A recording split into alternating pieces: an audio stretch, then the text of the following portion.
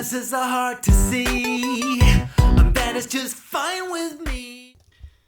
Today's talking point is about what debate is for.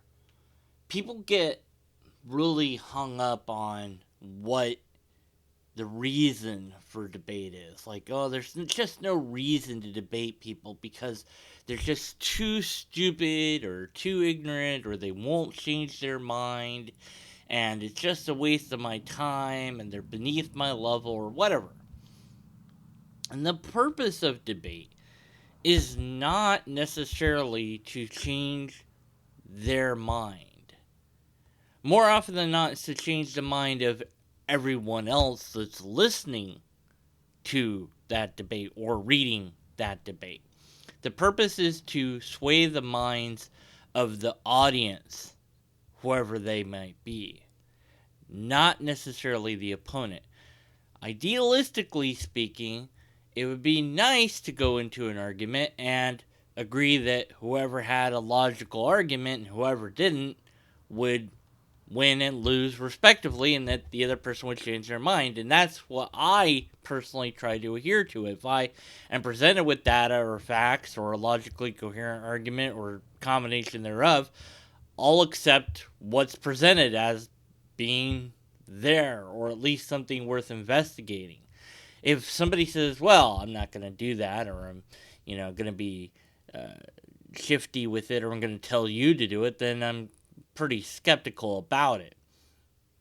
So debate is an education tool, and not necessarily to educate the other person, but the audience. So you might say, well, what's the point in debating somebody that doesn't even know how to debate?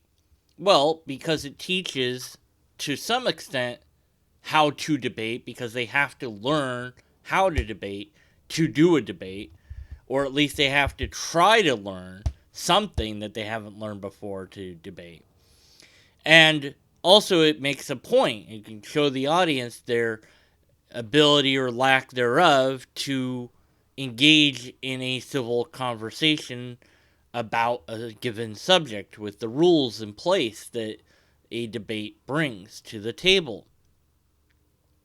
The other thing I think people confuse about debate is the type of debate, the type of dialogue. They'll replace argument with debate, and they'll think about the erratic dialogue. Now, erratic dialogue is when you're simply flinging words at each other in an attempt to knock the other person down. In other words, this is the sort of argument that you have where people tend to yell at each other, and maybe they're not yelling, but they might swear at each other, or they might say things that are meant to hurt the other person's feelings. Those are not debates. Those are not arguments. That is a type of dialogue called erratic dialogue.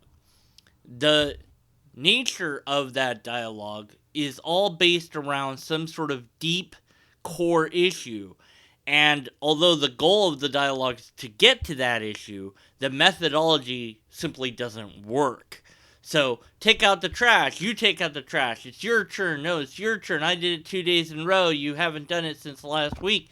And the deeper core issue will never be addressed because maybe neither person even knows what it is, but it actually in reality is that about responsibility and whose responsibility it is and when, and maybe they forgot, or maybe they are upset because you missed a couple of days or whatever. And so that deeper core issue is something that needs to be brought to the surface, but it can't be because the type of dialogue doesn't allow for it. Well, why do we do it then? Well, because emotions don't make sense. And when we don't use reason and we don't use logic, we go back to erratic dialogue, where we're attacking the person, not the ideas, where we attack the character, not the argument. So, when you are engaged in any debate with anybody, be it in text format or voice format, be it in person or on stage or whatever. You have to do your best to have your emotions toned down. It's okay to have passion, but you cannot allow your emotions to override your reason. If you do, then you lose the thread of the debate, and you won't win it. You'll probably lose it, and they'll walk away winning, or at least with the perception of the win. But that happens, and that's okay because you tried, you engaged in a debate, and you failed, and you learned from that mistake, and that's okay because there's always a redo. There's always another opportunity. There's always another chance. And when people just fling their metaphorical arms in the air and say, I just give up, I just don't see the point of debate, I don't know why you care, it's a waste of time. Really, do you want to debate that it's a waste of time to debate? No. Well, okay, well then whatever idea you have, how are you going to forward that if anyone disagrees? Without debate, without the ability to debate, and without the skills to debate, well, all ideas you have will remain yours and yours alone, and you won't be able to spread them. You won't be able to change minds at all. You won't even have a chance to do that. Now, yes, appealing to emotion, even though it can be a logical fallacy, can work in debates. Being a good speaker is something that you might be able to develop, or maybe some people say, well, you're just born with it. I don't know which way is true. Probably a mixture of both. Who knows? But your emotional tug, using words and gestures and the way that you look at the audience as you speak, these are powerful draw you in methods. It's like, yeah, I get it. Yes, there really are people that really need our help. Now, I'm all about the facts and data. I don't care about the emotions. They're not relevant to me. I want to see the data. I want to see the study. I want to see the percentages of people affected by this, or, what studies have been done, etc. That's what I need. But other people want the emotion. And both have their purpose. But emotion without facts is just fluff. And some might say, well, facts without any emotion is not going to get any attention. And that might be true. Not for me, but for others. So it's about that balance. Now, I can't necessarily compel everyone to be willing to debate anything at any time, but I certainly want to encourage people to debate things that are important to them. They want people to think that X is true or that X is possible, then debate for that possibility or for that thing. What doesn't work is when you use things that are not true in your debate. Not only will it become evident that it's not true, but your opponents will use that against you to dismantle you rather than your argument, even though doing that is inappropriate.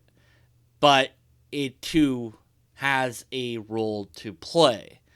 Sometimes taking apart somebody is useful, even if it's logically fallacious.